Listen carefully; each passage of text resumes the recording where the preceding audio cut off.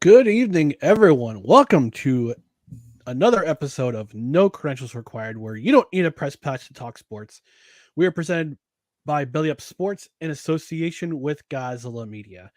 To my right Ah, is my co-host, Dustin Henry. Dustin, how are we doing today? I'm doing great. It's a little gloomy out, but my disposition is sunny, and I'm happy I didn't get booted after the first episode that I joined. So glad to be back.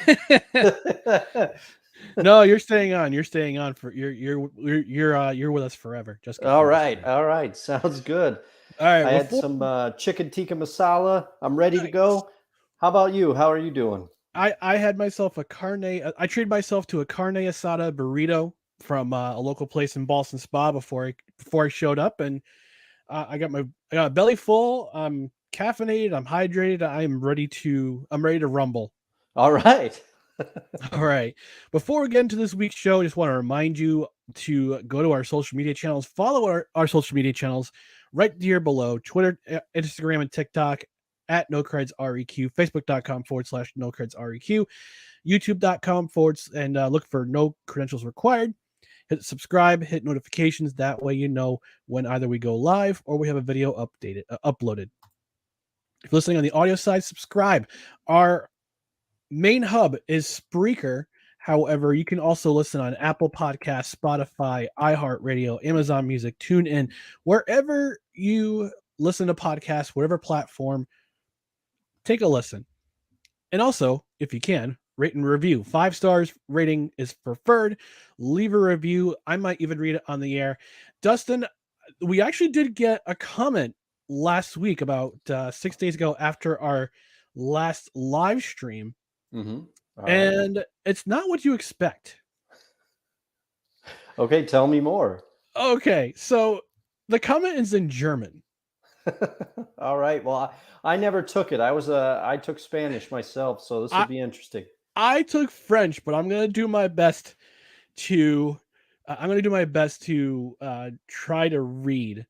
All right. So I know at least one person. I'm figuring at least one person who took German is watching, but I'll speak it as best I can. It says, "This is what it says. It says, alles sehr schön, aber zusammen die Nummern. I don't know how to say 10 in German. 10 und ein Worms. Online Brunette und eine andere Blondine. Es war unfair. Es wäre unfair, wenn ich wir wählen würde." I'm guessing it's a probably a bot propositioning both of us. I don't. Yeah, I guess you would say I guess you would think right, because this is how it translated in Google Translate. It says all very nice, but the first numbers 1 and 10 together, a warmth. I don't know.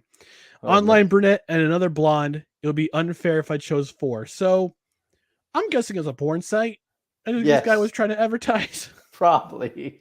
This bot was trying to advertise.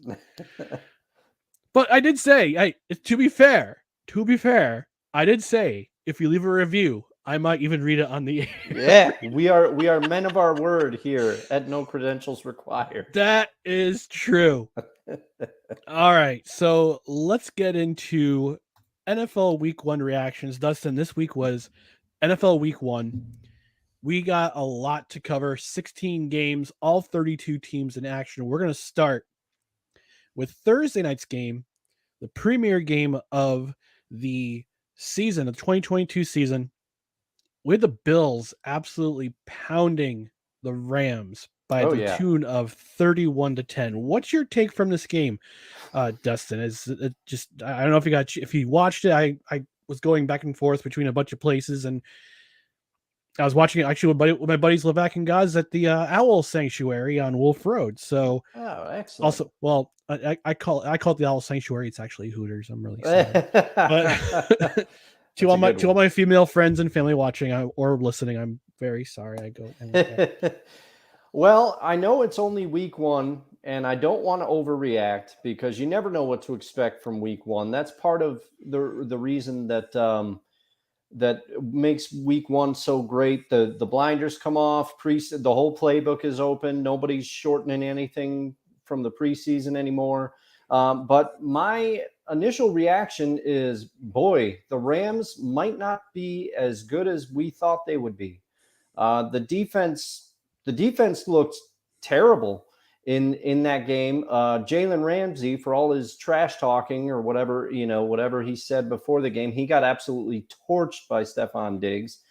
Josh Allen threw it all over the field, so he wasn't looking like a trash draft pick or whatever Jalen Ramsey said. But I was more shocked. I thought the Rams would make a game of this. They looked rusty or out of sync. I don't know how to describe it. Matthew Stafford made a few throws that, let's just say, he was very confident. He made a backward, what I think amounted to like almost a pass to someone behind him who then ran up to the line of scrimmage. I was very surprised to see that happen. It just, the Rams overall didn't look like they could match up with the Bills at all. I was very surprised by that. And looking ahead looking ahead to the tail end of the show, the whole NFC West, with the exception of my team, which we'll get to, they all surprised me this week. Yeah, and I I mentioned, I think I mentioned last week in our NFL preview, I thought the Bills, the one thing they needed, the one thing they lacked last season was a pass rush, was a pass Yes. rusher, an elite pass rusher. Von Miller did not disappoint. No, he did not. He did not disappoint, and not only did he not disappoint, but the entire line of the Buffalo Bills, the entire defensive line, showed no mercy. Oh, they dominated the Rams O-line for sure. And I was also surprised that Cam Akers didn't really get much of a run in this game at all. It looked like Darrell Henderson might be their lead back, and there was the rookie back that they had drafted, and they liked him, but he got injured early in the game. So I thought Cam Akers would have more of a role in the game. Allen Robinson, he was out there for all kinds of routes, but they just were not finding him. So one of their biggest offseason acquisitions was kind of invisible during that game as well. Yeah, and Stafford was either finding Cooper Kupp because he's always open, or he was finding his check down, or he was finding a check down guy in his tight end. Mm-hmm. So the Bills team, they were dominant. Although I do have one worry about the Bills. I feel like they need a number one back. And I mentioned to a friend of mine who I go to church with. He's a big Bills fan. I said, "Hey, how about those Bills?" He goes, "Oh yeah, they were great this week." I said, "Yeah." I said, "I do have one worry though. I kind of wonder, with all the running that Josh Allen does, if by the end of the season he's going to be beat up." Yeah. And you need somebody to pick up the steam. And I know it's a running back by committee in Buffalo, but you need somebody to be the number one guy. Mm-hmm. And yeah, we could talk about Singletary. We could talk about some of the other running backs, but I just feel like they need to trade for number one back, or look at the waiver wire and say, hey, this is going to be our number one guy for the season in regards to our running back. So yeah, I agree. Your quarterback can't be the one taking the majority of the hits running the ball. It's just not a good way to manage things, I think. Yeah, for as much as he did in regards to the running game and absolutely flattening every runner that came his way, you can't do that for 17 games. It's not want to say it's impossible, but it's not optimal. Yeah. It definitely is inviting the possibility that he would miss some time at some point, or get dinged up and just not be at 100%. Who knows? But to me, he's too important to that team to risk. And I understand it's a part of his game and it's his competitive nature. And he's always going to strive for extra yardage if he's out there. But I agree, you got to find a way to shield him from some of these hits. Yeah, for sure. Now we're going to continue on week one with the next game. The first game, well, the first game that came to mind on Sunday, that would be the Saints at the Falcons. The Falcons blow yet another lead. I got a meme from one of my good friends, my good buddies, Chris. He sent this meme, and it was a list. It was a score box of every single score they've blown. Of course, we had the Super Bowl against New England, Oh 28-3. yes. Yeah. Then there's another one for San Diego. They're up 30-20. Then they're up 17-0 on Miami. 39-24 against the Cowboys. 26-10 against the Bears. 24-7 against the Bucks. And then lastly, and then this game, 26-10 against the New Orleans Saints. And the Saints wound up scoring 17 points in the last 11 minutes and 35 seconds of the game to take the game. If you're a Falcons fan, what are you feeling? Or are you feeling it? Are you feeling period? Have you lost all of that feeling for your Falcons? I think it's got to be a bit of a letdown, but I don't think it's as big of a letdown because I think even the most loyal Falcon fan knows that the odds of their team doing anything this year are remote. So I think if you're a Falcons fan, you might be preparing yourself for a long season. You might do the thing where you adopt a team for another season, like for a season, because you're so disenfranchised with how things are going down in Atlanta. But I kind of counter, because yes, it was an epic collapse by the Falcons team, but I think it speaks volumes that the Saints, who are a team by all rights, should have outclassed the Falcons. The fact that the Saints let that game get to the point of where it is, I think speaks a little bit to where their team may be. Now, it's impressive that you're able to engineer a comeback and kind of pull it together. But I do think there's going to be some problems with the Saints this season. Oh, I don't disagree there, for sure. I mean, the only thing that upset me about that game was that Cordarrelle Patterson was on my bench for our fantasy league, but I beat my brother by a handle, still beat him handily by over 60 points. So I'm not too disappointed. I did see that. But But Cordarrelle Patterson looks like the real deal still, which absolutely, he's defying the odds, because he's in his 30s now, isn't he? But he was catching it, he was running it. It was something to see. Yeah. He's their primary running. He's their primary. He's their Mr. Everything on that offense. But as I said in the last week's preview, I said the Falcons are going to be entertaining because their offense is going to be fun to watch.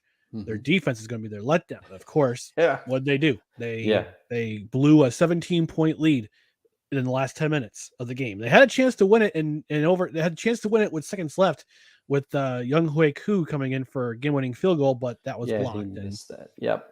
That was the game.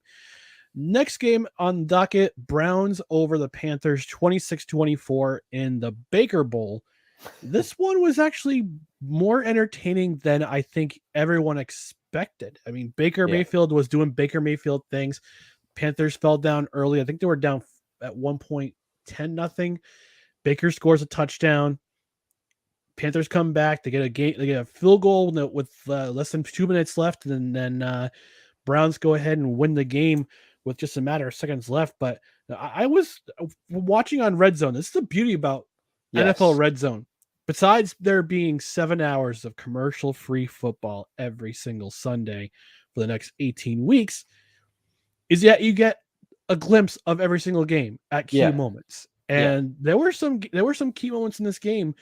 Either team could have won this game, and it didn't look as bad as everybody thought it was going to be, because there was some pretty entertaining moments. One of them, of course, being that Baker Mayfield led the Panthers back into the game, but only to lose the game in the last moments. Yeah, I will say, I didn't see as much of this game as I wanted to, because this game I was very curious about, because you all know, you heard me here last week. I was saying Baker's going to come in here with some screw you energy. He's going to really come out. I thought Carolina had something to prove. And although they did make a game of it, as you just so eloquently described, they ultimately came up short because of Baker. And it is ironic. And I do think Christian McCaffrey just didn't look like the player we've come to expect. He had glimpses in this game for sure. Like there was a 9-yard run where he made a bunch of people miss, and I'm saying, there he is. There's the offensive weapon that we've come to expect. But he just, I don't know if I don't know. He's missed a lot of games over the last couple of seasons. It might be a little bit of rust or something, but I was shocked that Cleveland was able to pull this game out. And I think we got a glimpse of what their offense is going to be. It's going to be run the ball with Kareem Hunt and Nick Chubb. That's what it's going to be. Yep. You know, I think that's what they're going to rely on. They do have some pieces on defense. Myles Garrett, love him or hate him, he's a great player. But I think we're going to see a lot of the ground and pound in Cleveland this year. Yeah, and that's what their bread and butter was in 2020 when they went to the playoffs for the first time in 17 years. So the great thing about it, some of the plays I watched, some of the scoring plays especially, was that they used Kareem Hunt as a decoy, but they would use him in the backfield. They'd have him lined up at fullback. There's that one play they had lined up at fullback. They did a play action, the bootleg roll to the right, and they find Kareem Hunt in the end zone in the corner of the end zone to go for I think it was the first touchdown of the game. So nice play. So you can use either running back as either a decoy or just as a in play action, because if you're going to use the run game, that's traditionally how football is. You use the run to support the pass. Yeah, and that's what the Browns did here, because I mean, Jacoby Brissett, I mean, he's a however many years he's been in the league with several teams. He's a serviceable quarterback. Yep. Until Deshaun Watson returns, but he'll do the things that you need to do, and they're like I said, Dustin, that offense is predicated on a solid run game first before the pass game comes into play. So that's what worked when Baker was there. Yeah, you want to see Baker play the hero, but at the same time, the system is what the system is, and if you can run the ball effectively, that sets up your pass game. Yep. All right, moving on to the next game. Bears 19, 49ers 10, in a very ugly weather game at Soldier Field in Chicago, where they actually had resodded the field a week before the game, and it just rains. And it rains throughout the entire game. It was a monsoon there. It was a monsoon. I don't know if you were watching, but you saw the clip of I think it was Justin Fields. He literally did like a slip and slide right on the field on his belly. Yep. I mean, the weather there was something to behold. And I can only imagine if the game had been played in December, how much snow would have been dumped on. My gosh, at Soldier Field. But to me, I don't know what to make of Trey Lance after this game. But I had thought that the Niners defense was going to be good enough to carry the day.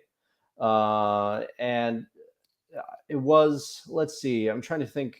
Elijah Mitchell, he got injured. Yep. He got injured early in the game. I believe he's out for 2 months. Yeah, I think so. 6 weeks, 2 months, something like that.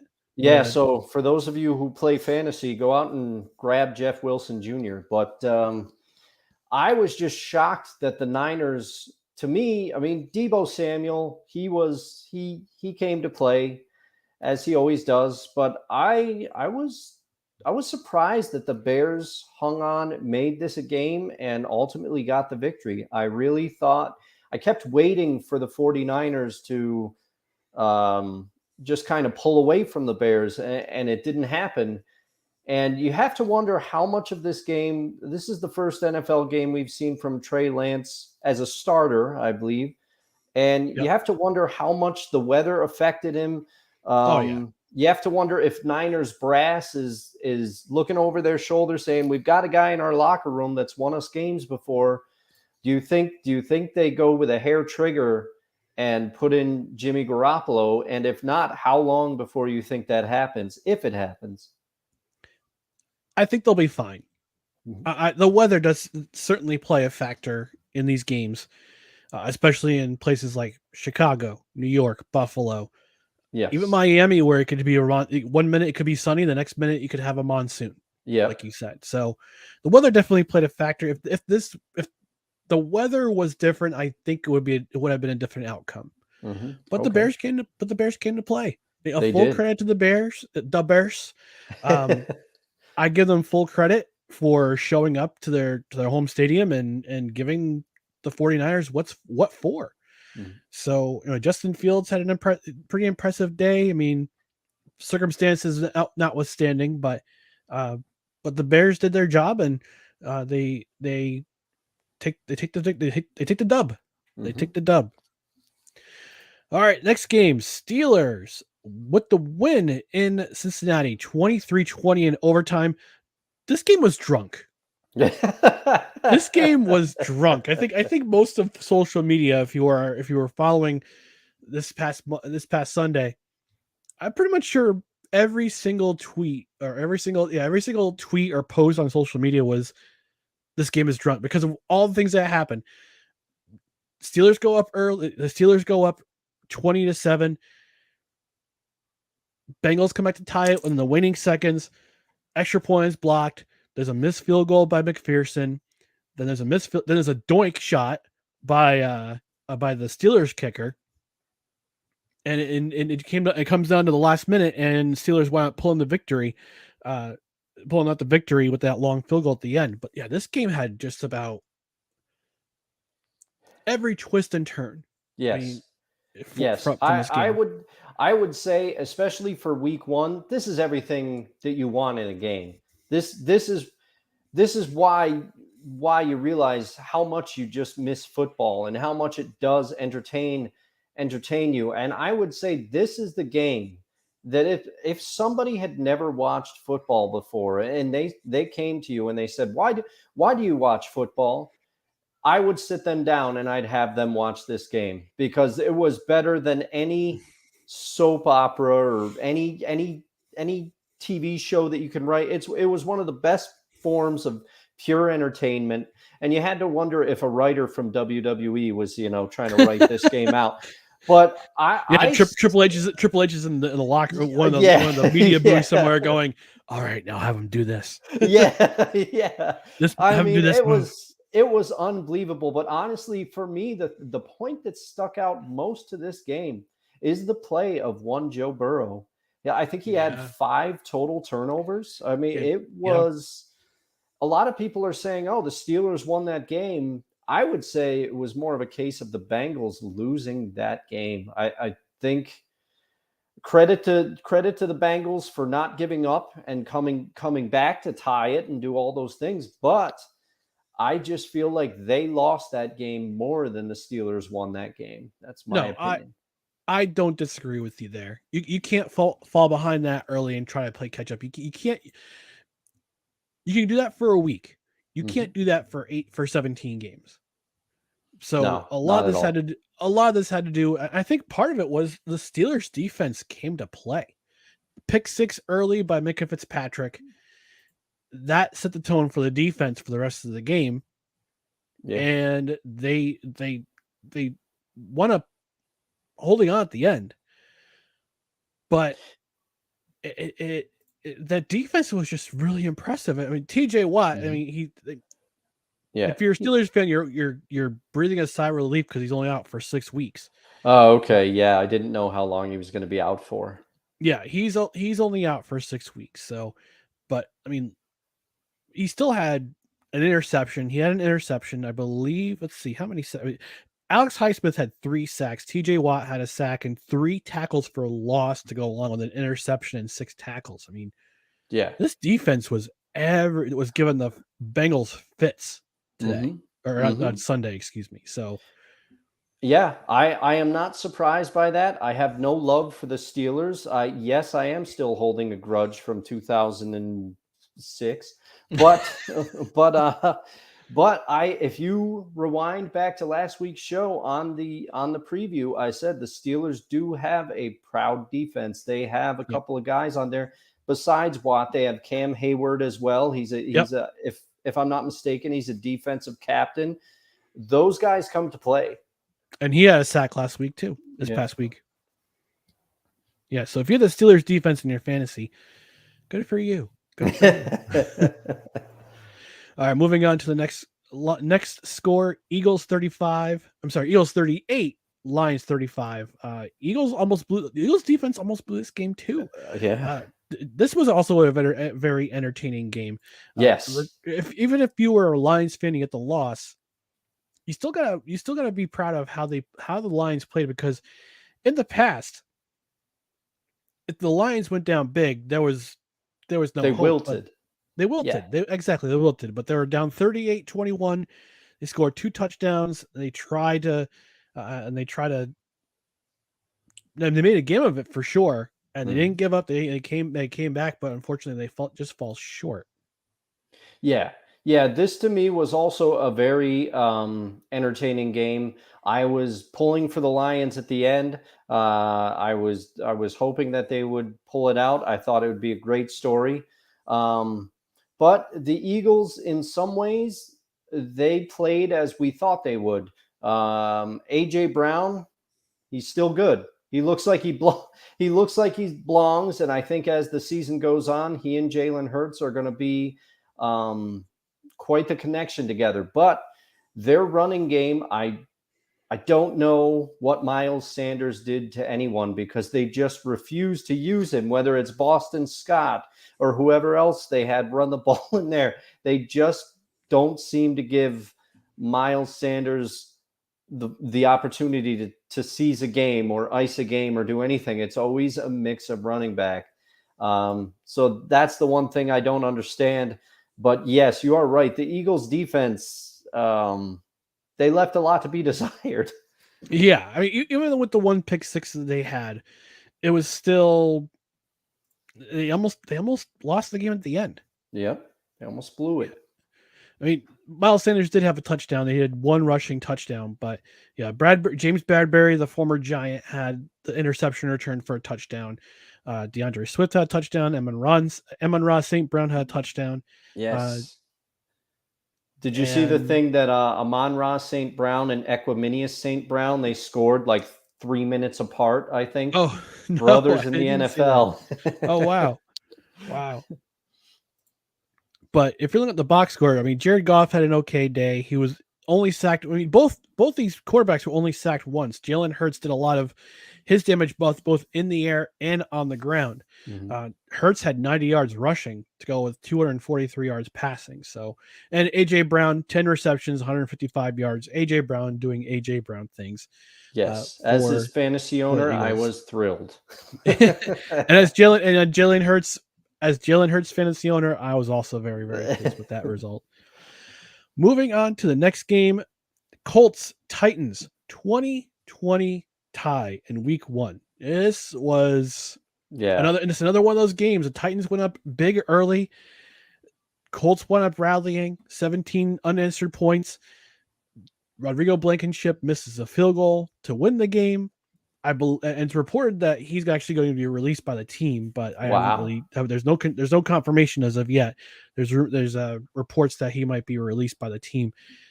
There are a lot of kickers who didn't have really good games this week. Yeah, but I feel like that almost always happens in week 1, or I should rephrase and say the early part of the season. You always hear about some kickers getting released maybe in weeks 1 through 3 or something like that, and then they bring somebody else in. I don't know what it is, but it seems like that's a trend. But yeah, this was almost, with the exception, if other games weren't so crazy, this would have been the most shocking game of the week to me, because I did not expect the Texans to hang with the Colts at all. No, I don't think anybody did. I really can't get a read. I mean, Jonathan Taylor, he was Jonathan Taylor out there, but Matt Ryan, some of the throws that he missed, to my untrained eye, it looked like he missed them pretty badly. And I don't know. The Texans with Rex Burkhead running the rock, Yeah. they hung in there. But I agree. When I saw that they were up as big as they were, credit to the Colts for coming back, but the Colts as a whole just looked disjointed. And there was something about this game. And I don't know. I don't know whether the Texans are slightly better than we think, or the Colts just might not be as good as we think they're going to be. But I think it's more of this was a classic week one anomaly. It was one of those any given Sunday things. I think both teams are going to show who they are further into the season, but this was a shock to me. Yeah, I mean, I think OJ Howard's going to get a lot of love in the fantasy waiver wire this week too. 2 touchdowns, and Yeah. Gaz has chimed in. Fire Lovey Smith. Yeah. It's never too early for the fire Lovey Smith. Never too early for firing. But yeah, this game was also kind of drunk. I mean, it was a little tipsy. It's not as drunk as Steelers Bengals. The Colts were a 7-point favorite, and listen to this stat line: total yards, Indianapolis 517, Houston 299. So Indianapolis had almost 1.5, a little over 1.5 times more yards. Actually, no, they almost got doubled in yards, total yards. But it was just another one of those tipsy games in the NFL Week 1. Yeah. Moving right along, Dolphins 20, Patriots 7. Dolphins are fast. Yeah. Dolphins. Bill Belichick's defense had a tough time with the Dolphins with the Dolphins on Sunday. I don't think they couldn't match the Dolphins' speed. That's a very fast offense. Yes, I will have to give the old hat tip to you, the illustrious host, because you called this. You said that the Patriots, I had them as one of my wild card picks, and it's still early in the season. Like I said, don't want to overreact from week 1, but they got their doors blown off. Let's just call it what it is. They got it. It's a rare occasion, but it looks like, like you said, New England just did not have the players to keep up with the absolute burners on the Dolphins offense. I mean, you have Jalen Waddle out there. You have, of course, Tyreek Hill. They were moving the ball, and Chase Edmonds looked good. So it was kind of nice to see, though.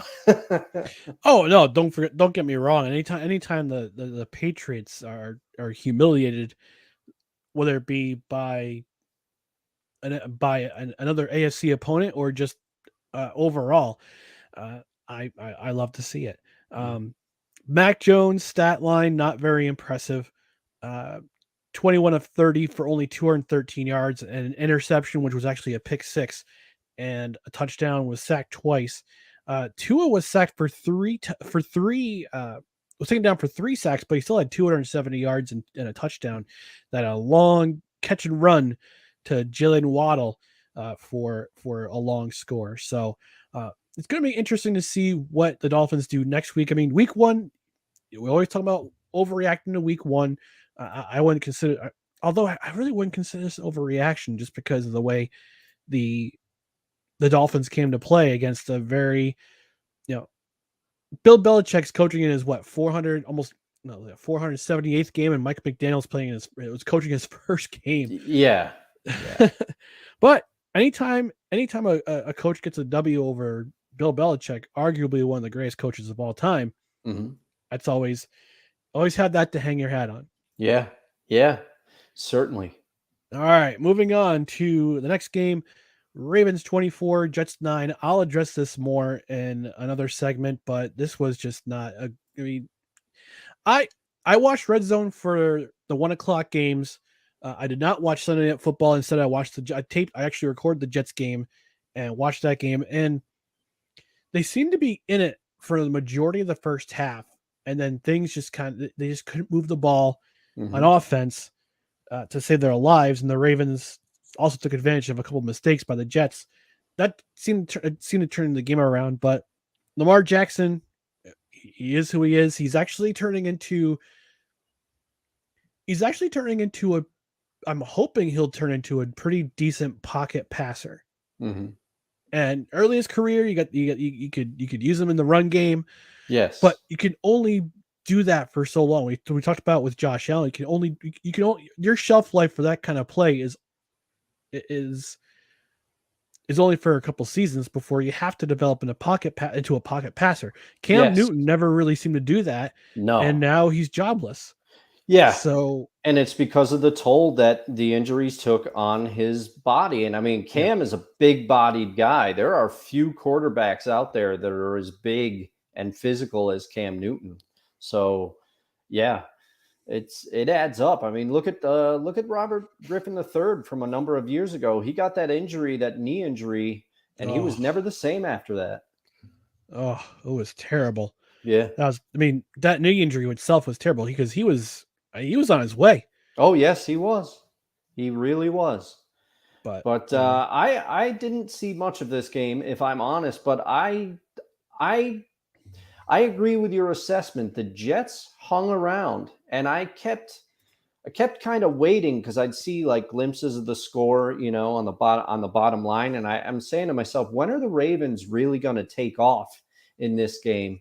And the Jets hung with them, but then, like you're saying, the wheels fell off, and Joe Flacco, he's had his time. By all indications, he's a good guy. He's a class act. But if you're rolling Joe Flacco out as your starter at this day and age, it's probably not going to go well for you.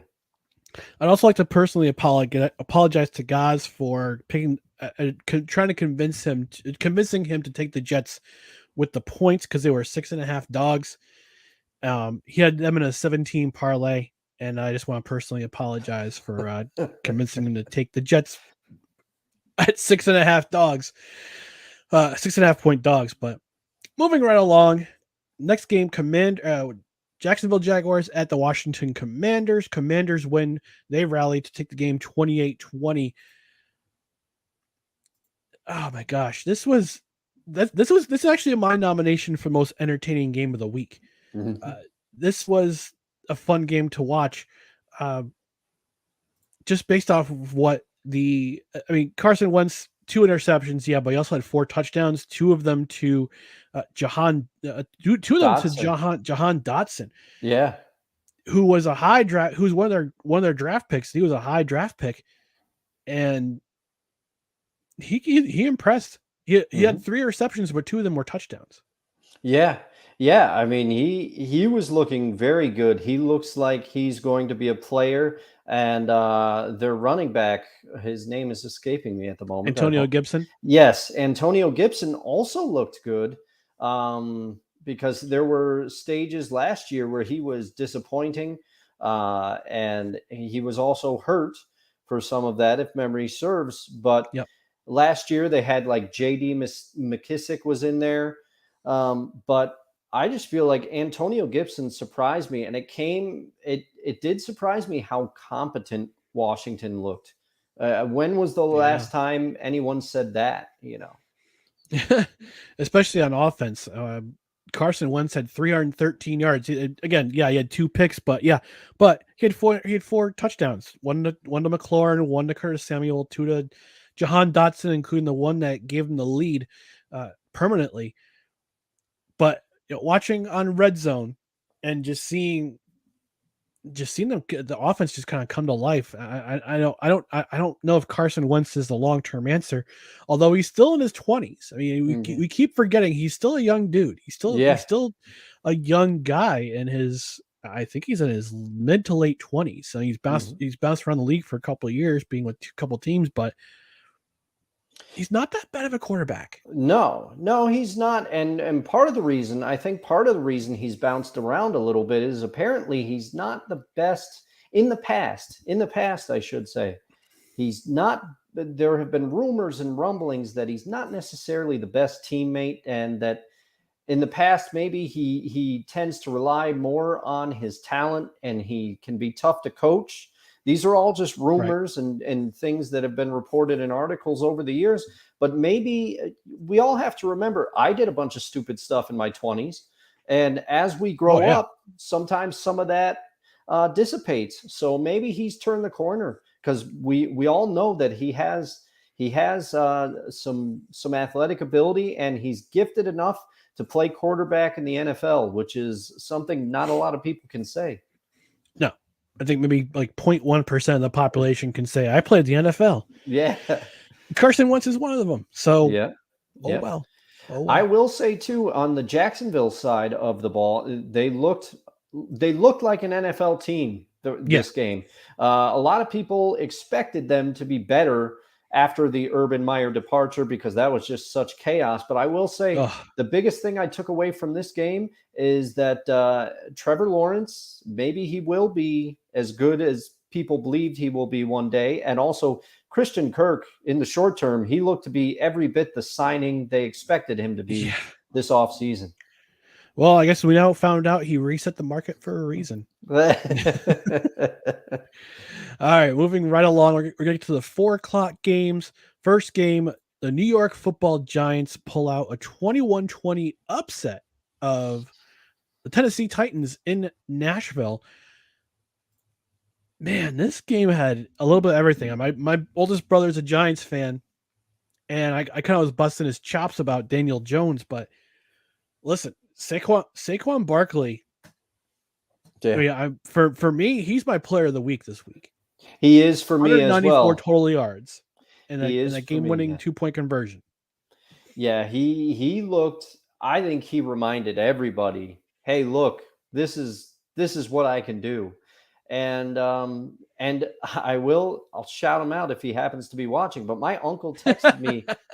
He texted me during this game, and he said, surprisingly, the Giants don't look like hot garbage. So no, this is a different Giants team than it was for the last couple of years. That's for sure. Yes, I would say so. I don't want to. Again, we preach not overreacting here, but the Giants looked different this year. They're not going to be the doormat Giants of old, and maybe Daniel Jones is starting to figure some things out. Oh, I look at his stat line: 17 of 21 for 188 yards, 2 touchdowns, one interception, sacked 5 times. But 17 of 21 is accurate. Yes, it's extremely accurate. He missed only 4 passes all game long. Mm-hmm. And also, I will say, as we'll get to a game later on the slate, but props to Brian Daboll for going for that 2-point conversion and showing a little bit of faith in his team to get the job done. That's gutsy, ballsy, all those words. Mm-hmm. All those words. And for the Titans, Derrick Henry doing Derrick Henry things. You know? I mean, the Giants held them. They contained him enough that he didn't run all over them, and they try to make Ryan Tannehill win the game. So, props to their defense for that. Mm-hmm. All right, next 4:00 game: Chiefs Cardinals. Chiefs win 44-21. 5, not 1, not 2, not 3, not 4. 5 touchdowns for Patrick Mahomes. The news of the Kansas City Chiefs demise is highly exaggerated. Yeah, especially in this game. I was going to say it's very premature. Surprisingly great game from Clyde Edwards-Helaire, I thought. Yep. But yes, Patrick Mahomes, he was my honorable mention for best performance of the week. If Saquon didn't do what he did, Pat Mahomes would have got it for me. It's not a surprise, but I mean, 5 touchdowns. That's pretty ridiculous. And the Chiefs look like the Chiefs. I was more surprised. I thought the Cardinals would make more of a game of this. I thought they had the offensive firepower, the absence of DeAndre Hopkins notwithstanding. I thought that the Cardinals had more than enough offensive firepower to at least make a game of this. And it's another disappointing performance for a team in the NFC West. Yeah. At one point, at halftime, it was 23-7. And by the end of the third quarter, it's 37-7. Yeah. It's 37-7. It's game over by that point. So, uh, I mean, yeah, Patrick Mahomes, you lose one of your best offensive weapons in Tyreek Hill, but you still wind up using the people who you still have around you, Mm-hmm. and that's not only the mark of not only a great quarterback but also great coaching. Yes. Because Andy Reid's an offensive genius. Yes. Oh, sorry. Somebody's calling me in the background here. You still have a house phone? I do. I do. I'll have to remember to mute the ringer. Mute the ringer for next episode. This is terrible. I'm sorry, everybody. This is a historic moment on No Credentials Required. Somebody, A, Dustin has a house phone, and B, it rings during Yeah. our recording. Yeah. Or recording/live show.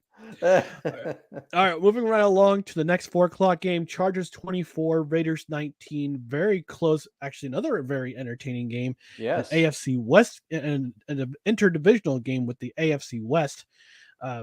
This could have been anybody's game, Mm-hmm. in my opinion. Yeah, I did not see almost any of this game. I think at this point in the day, I was enjoying the Kraft macaroni and cheese and hot dogs that my niece wanted for dinner for her birthday. But There you go. I will say from some of the highlights that I saw, Justin Herbert was making all the throws during this game. But the Raiders, to your point, they showed that they had more talent than I think a lot of people think. And Devontae Adams, boy, did Aaron Rodgers miss him. Oh my gosh. We'll get to that game in a moment, Yeah. but yeah, I mean, I had the Raiders ranked pretty high. I don't have them winning the AFC West. I have the Chargers winning the AFC West, but I have the Raiders as a wild card team. And with all the acquisitions they made this year, with Derek Carr playing again, I mentioned it last week. He's a better quarterback than what people think. He just didn't have like a primary weapon other Mm-hmm. than Darren Waller, but now he's got Devontae Adams, and Devontae Adams is doing, as we always say, Devontae Adams things. And Yeah. he's, this Raiders team is going to be really fun to watch. I think they just need to, but the Chargers defense stood tall and Mm-hmm. they did what they needed to do when they needed to get it done. Raiders got the ball last, and well, not last, but they're trying to drive the field to get that game-winning touchdown. But the Khalil Mack, the former Raider, comes to save the day on a fourth down play, and he winds up winning basically closing out the game for the Chargers. Mm-hmm. So that's a big. We forgot that acquisition too. We forgot the Yes. fact that Khalil Mack was basically traded for a box of crayons and a 6th-round pick. Which I still don't understand. I can't believe. I still can't believe that he was let go. When he was. Um, he's the type of player that I don't think should have been traded ever, and he's been traded twice. Yeah. So he Yeah. is a defensive force. Yes, that he is. And our last 4:00 game of the afternoon, Minnesota Vikings open up their schedule with a 23-7 win over the Green Bay Packers. It was the Vikings offense was very surprising. Very Yes. surprising. Kirk Cousins, 2 touchdowns, 277 yards. Dalvin Cook, 90 yards on the ground. Justin Jefferson, 184 yards and 2 touchdowns. I watched on Red Zone, and the Packers actually had a chance to stay in the game very early. And you mentioned that Aaron Rodgers must miss Devontae Adams very, very much because he had Christian Watson Yeah. wide open Mm-hmm. on a pass play, and Watson just drops it. Yeah. And that could have been, I wouldn't say a turning point in the game, but that would have been It could have a reason for the Packers to stay in the game. Yes. Yes, it definitely could have given them some positive momentum, which we all know what can happen in sports when the momentum swings back and forth, because the Packers running game did look pretty good. It was But yeah, the fact that I mean, I think I'd go so far as to say that Aaron Rodgers misses Alan Lazard, yeah, because it was just evident that he and his receivers looked out of sync. And the quarterback is of Aaron Rodgers' caliber, you've got to put it on the receivers. You know, there might be still learning the playbook. They might still be developing, learning how to read Aaron Rodgers, knowing when he's going to release the ball. It's just a lot of things. The Packers just did not look like the Packers, and as you said, the Vikings surprised. They have a lot of weapons. When the name that you, and I get it, he's a little older now, but when the name that you completely forget to mention is a name of the caliber of Adam Thielen, you've got some weapons on offense. I mean, you've got Dalvin Cook. We've all known that he's great for years. He's just a little injury prone. But the thing is, they have Alexander Madison behind him. He's a weapon as well. So the Vikings, I think they surprised me, and I think they might surprise a lot more people this year. Yeah, he filled in very nicely when Dalvin Cook was injured for long term last year. So on offense, I'm looking at the offensive stats, and Rodgers was replaced for Jordan Love later in the game.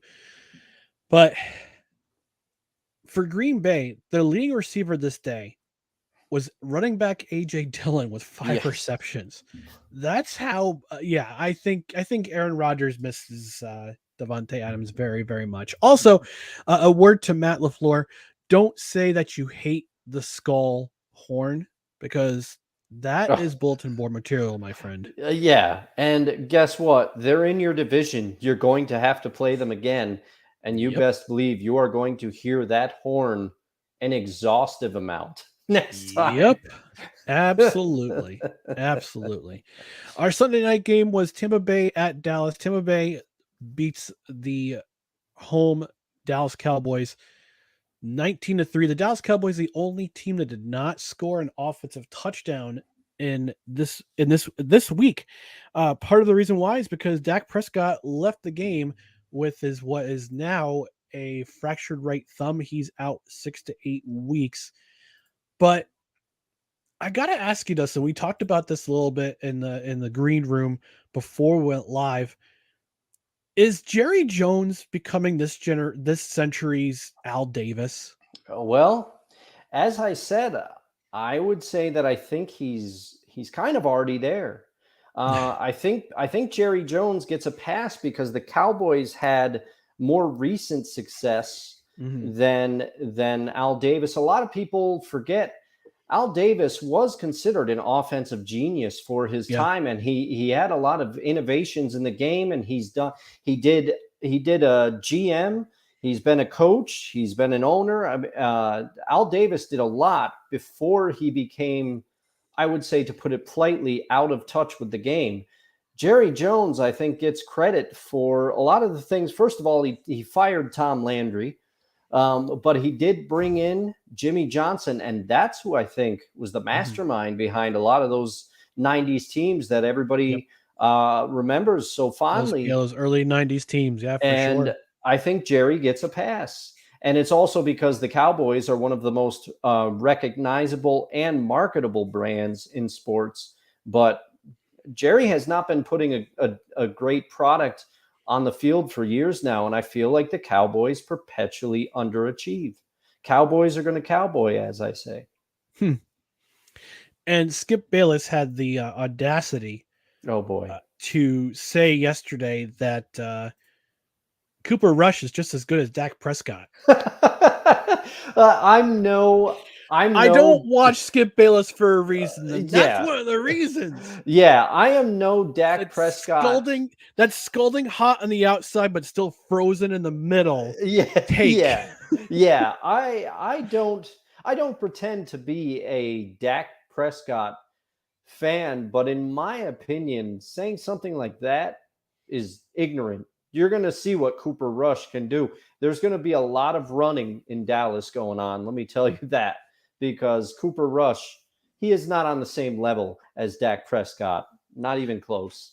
I'm going to say this in the words of Lawrence from from Office Space?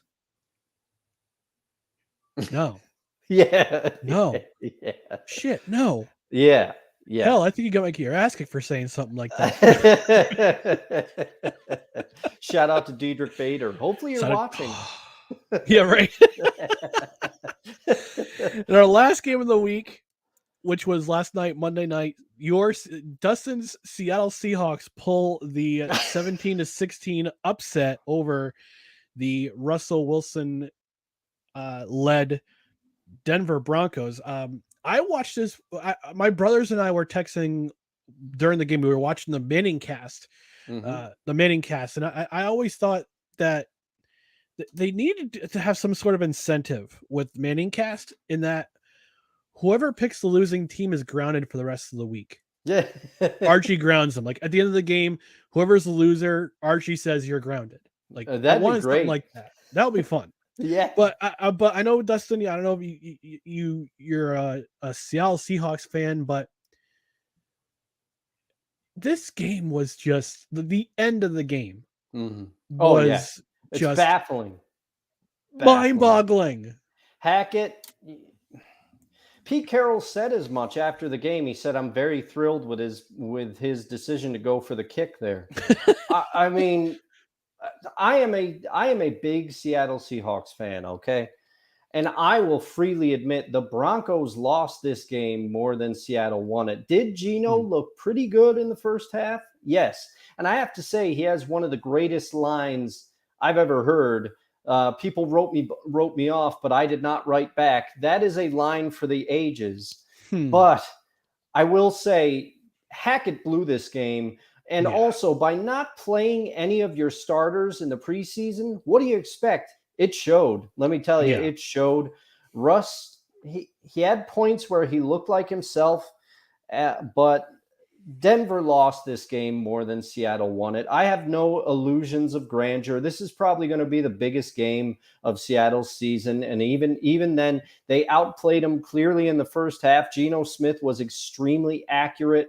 Everything was clicking defensively, but still it took the Broncos running backs both fumbling respectively at the one for this game. All these things had to break Seattle's way. But for one day, I can say we're first in the NFC West, and Russell Wilson was beaten. And I won't go too much further on this game, but I will say I am very disappointed with Seattle's fans booing Russell Wilson. Yeah. I understand the exit was contentious, but he was there for 10 years. He always played hard. He took us to he won us a Super Bowl, took us to another one. He wasn't the sole reason we went, but he was a big part of it. And I thought the reaction would at least be mixed. I understand things are still bitter after the exit, but I would argue Earl Thomas got a better ovation when he came back, and he flipped off the entire sideline when he was leaving. You know, Russ didn't do any of that. So I shame on the 12s for that one. I did not agree with them. Yeah. All right. So that's going to do it for our week one reactions, but we're going to move on to a couple more things for the show. But before we do that, just want to give a shout out to one of our affiliates here at No Commercials Required, InTheClutch.com. InTheClutch.com. Lots of really cool t-shirts, vintage t-shirts. They got everything in terms of your favorite professional sports team, whatever market you're in. Last week, if you happen to watch, I was wearing my Word to Your Moms, I Came to Drop Bombs Zach Wilson t-shirt. I wore my Escape from New York kitty cat t-shirt to the gym. Yes, I'm 45 and I have cats on my t-shirts. I don't care. Great t-shirts, lots of really fun wear. Major League Baseball Players Association and Major League Soccer Players Association. They have an affiliation with them. So whatever t-shirt you buy that has a player on it, the profits go to that player. So go to InTheClutch.com, use No Creds for 10% off your order. You not only get a discount, you also help our show. So go ahead, buy a t-shirt. Use the code. Use the code. All right, so we're going to do a couple quick things before we wrap up this week. So let's go to our biggest upset of the week. Dustin, who is your biggest upset of the week? The biggest upset for me, as I alluded to earlier, was the Bears beating the 49ers. I just couldn't believe that happened. It shocked me. All right. So it's a very short take on that. Yeah. For me, it was the Pittsburgh Steelers. The Steelers were a 7-point dog going into Cincinnati. They must have had their skyline chilly because their defense looked really, really solid. Again, it's the tune of 5 turnovers. I think 6 sacks on Joe Burrow, who for me, I thought the Bengals offensive line, which was kind of rebuilt during the offseason, I thought they were going to do a lot better. They looked like they did at the end of the last Super Bowl where they just got beat up. They were had their gassed lunch already. They had their lunch force fed to them. So my biggest upset was the Steelers over the Bengals. Biggest disappointment. Dustin, I might take a while on this one, but I'm going to let you go first. So, all right, what was your biggest disappointment of the week? I'll keep it quick, but it dovetails with the game that you were just talking about. Joe Burrow, to me, was the biggest disappointment of the week, narrowly edging out Nathaniel Hackett, but Joe Burrow, with those, you can't have as many turnovers as that if you expect to go where you went last year. A lot of people were expecting the ascension of Joe Burrow, and this is just not the way to start the season off. Well, my biggest disappointment was my New York Jets, and oh my gosh, I saved myself some sanity and holes in the wall by not watching the game live. I waited until Sunday night and I mean the holes in the wall, not really, because I don't want to. Instead of doing this podcast, if I actually did that, I would be plugging the holes in the wall right now. But watching this game, I there were so many things that were just so confusing about this game because as Jets fans, we were sold a lot of hope during the postseason between free agency, the draft, all this hype, all this noise from one Jets drive in Florham Park.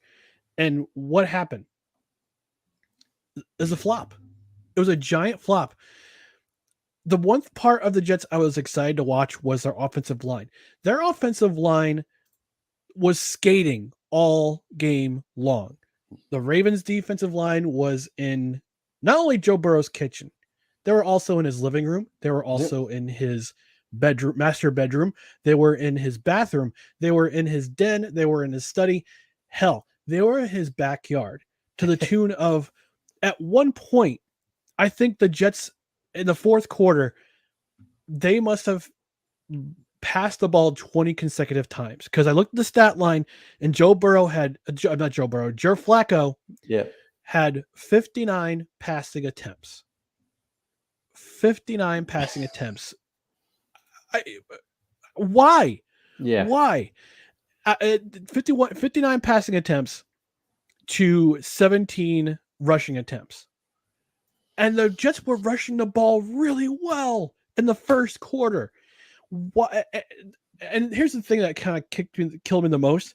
Joe Flacco had the nerve to say, "Oh, in the fourth quarter, the rest of us, they weren't jogging to the line. They're looking lackadaisical." Like, yeah, I'd be lackadaisical too if every single signal coming from the booth of Mike LaFleur is, "All right, pass pattern. All right, passing play, passing play, passing play." I understand you're behind, but you don't need to throw the ball 59 times, especially when your offense is predicated on a zone coverage run.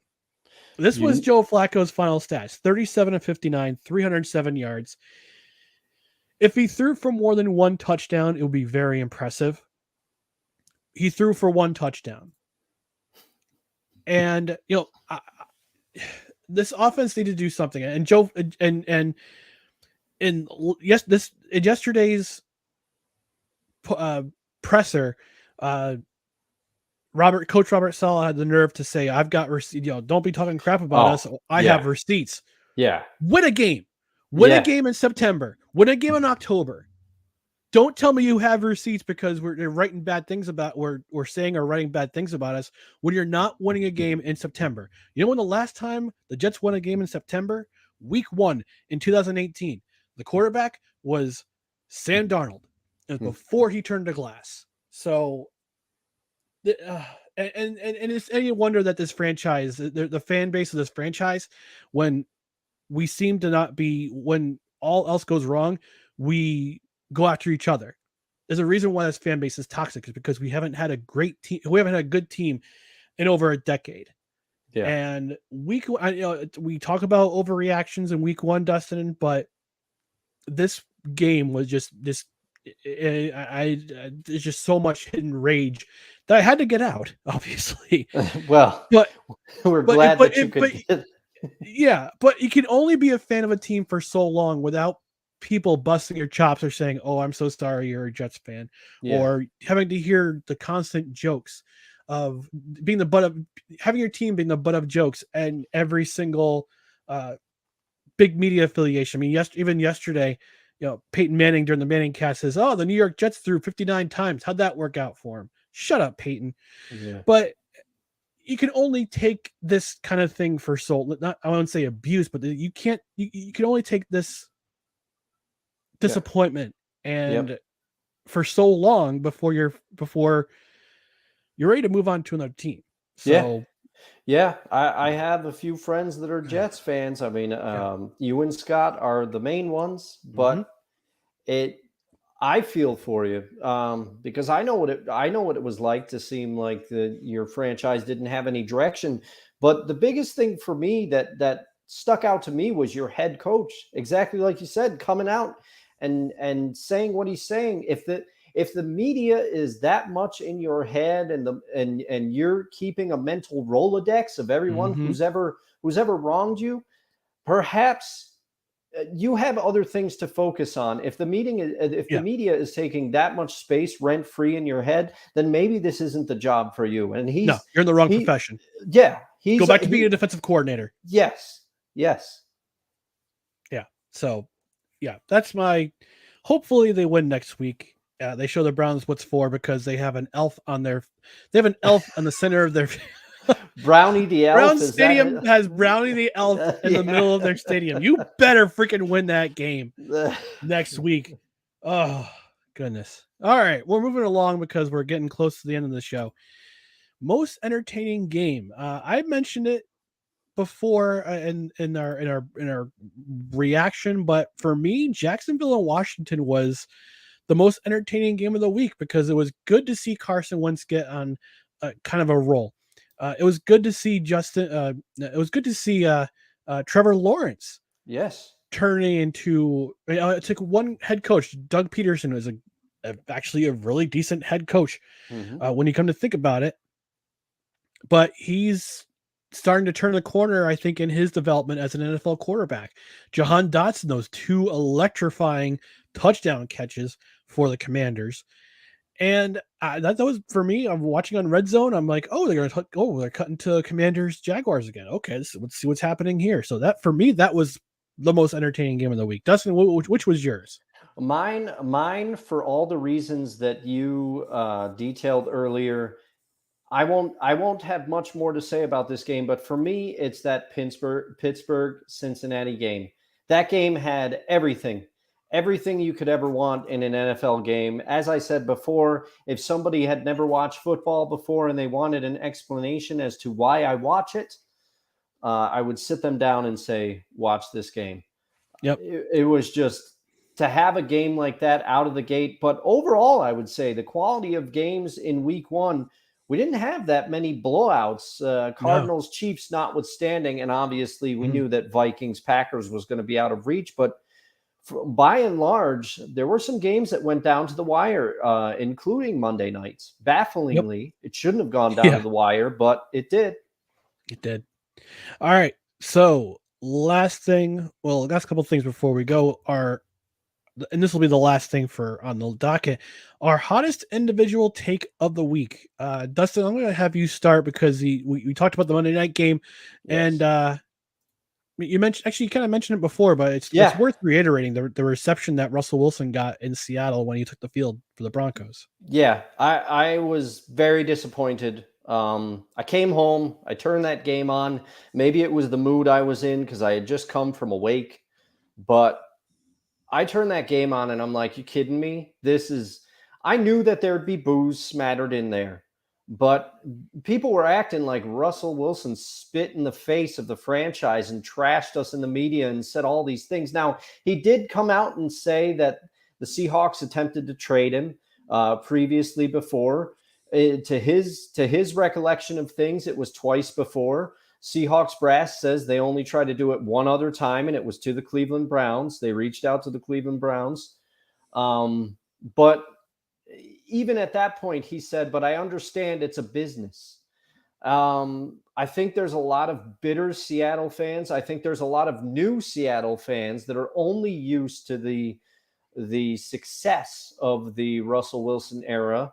I think there's some bandwagoners, but the man, I do think he's a little cheesy. I get it, but geez, he played his heart out for us, for a decade with the team. Like I said, he helped win us one Super Bowl, and he also took us to another. And if it wasn't for a surprising play call on the goal line, we probably would have gone back to back. And he is a big reason why. And he's just done so much for the community of Seattle, donating to children's hospitals, donating his time, donating his money, setting things up.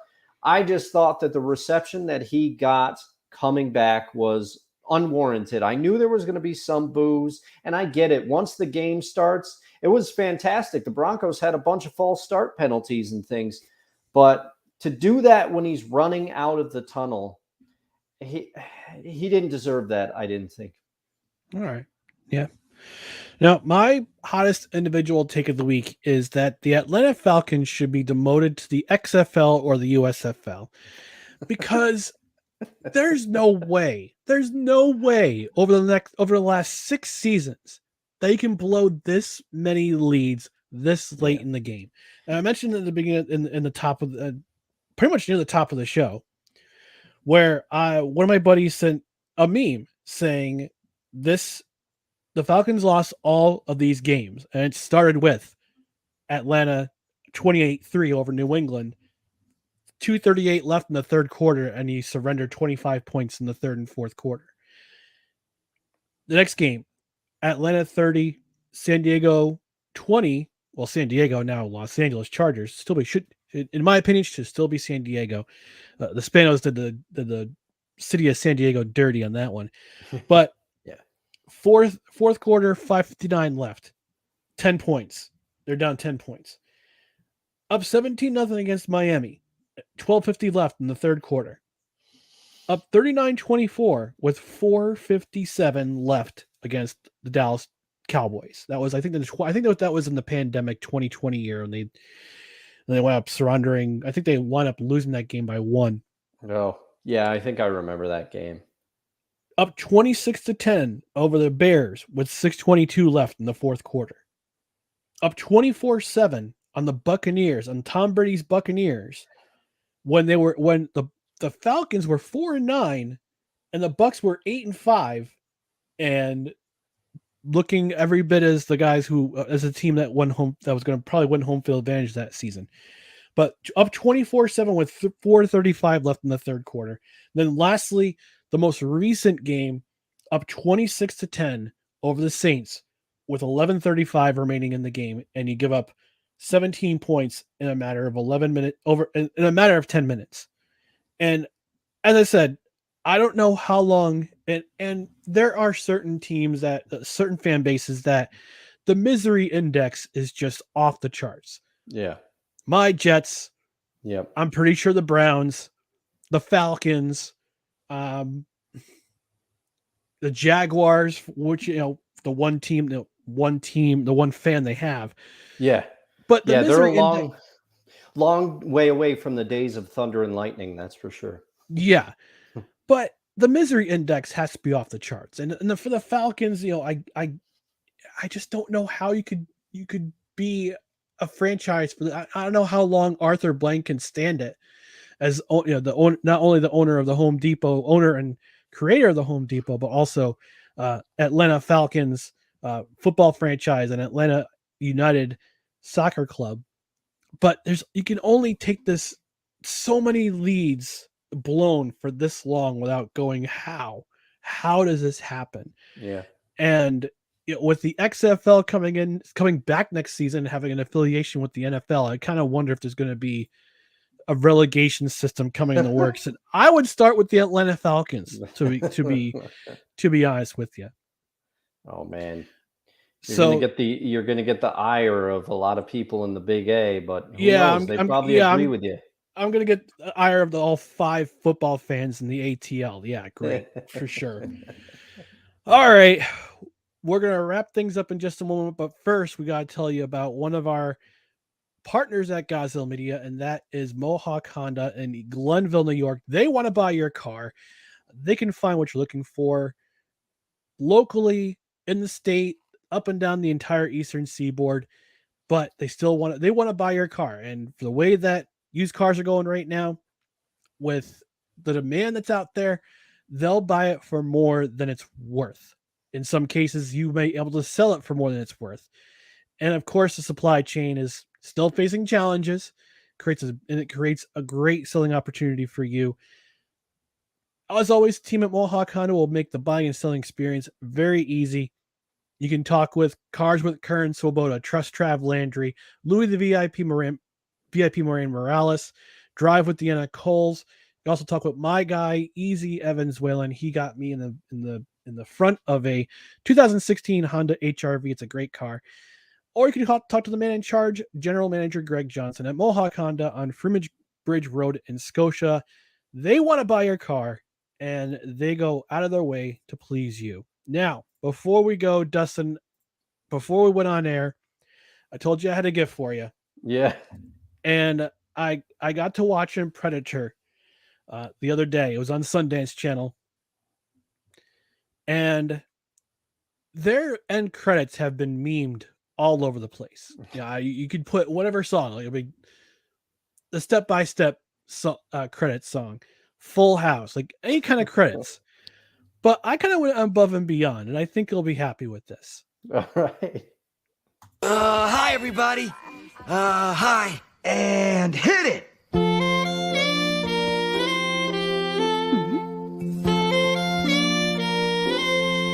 Can I borrow a feeling?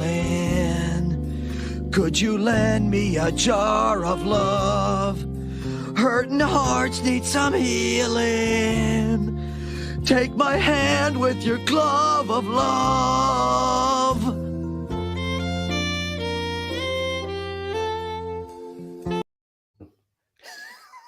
And I have to express for YouTube purposes, free and fair use, blah, blah, blah, blah.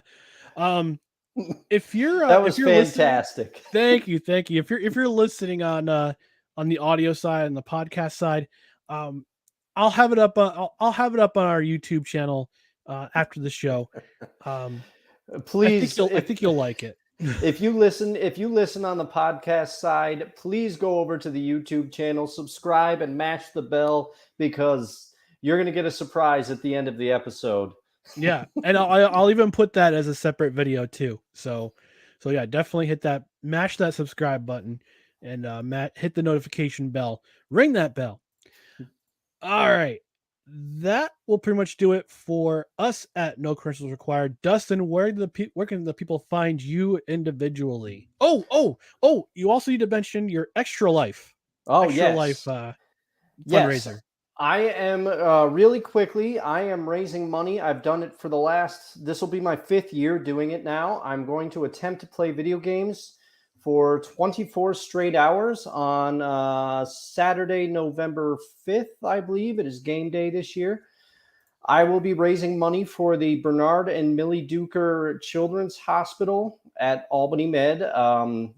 It's affiliated with a charity called Extra Life. They use gaming as a means to raise money for childhood cancer. So if you have the means, go ahead and donate. Any amount helps. I've got a Facebook fundraiser out there. You can go to if you Google search Extra Life and then search for me in the search for players box, it'll be El Dusto 67. You can donate to my cause if you feel so inclined. Absolutely, it's a great cause, and Dustin's going to be busting his hump playing video games. Do you have any spoilers as to what games you have in mind, or are you just gonna randomly pick a couple? In the coming weeks, I'm going to put together a lineup. There's been some changes because originally I had a friend of mine coming into town, and we were going to kind of do this together, but it looks like he's going to be going remote. But at some point, I will be attempting to play Star Wars Jedi Fallen Order. That will be on the list. All right. So you can find Dustin on Twitter, Instagram, Twitch at El Dusto. You can find me individually at WhoIsRyanMCC. You can find the show also on Twitter, Instagram, TikTok, No Creds REQ, Facebook.com/No Creds REQ. But as we mentioned for YouTube, smash that subscribe button, ring that notification bell. Ring that bell. So that way, you know, either when we go live or we post an extra special video like I just played for Dustin. Yeah. On the podcast side, Spreaker is our primary hub, but you could also go to Apple, Spotify, iHeartRadio, Amazon Music, TuneIn, basically whatever platform you listen to podcasts from. Subscribe to the podcast and also rate and leave a review. I might even read it on the air, even if it's in German. But in the meantime, that will do it for No Credentials Required, where you don't need to press pass to talk sports. We're presented by Belly Up Sports and Association locally in the 518 area with Godzilla Media. For Dustin Henry, I'm Ryan McCarthy. Thanks for listening and or watching. If you're watching on the replay, thanks for watching. And we'll talk to you again next week. See you next week, everybody.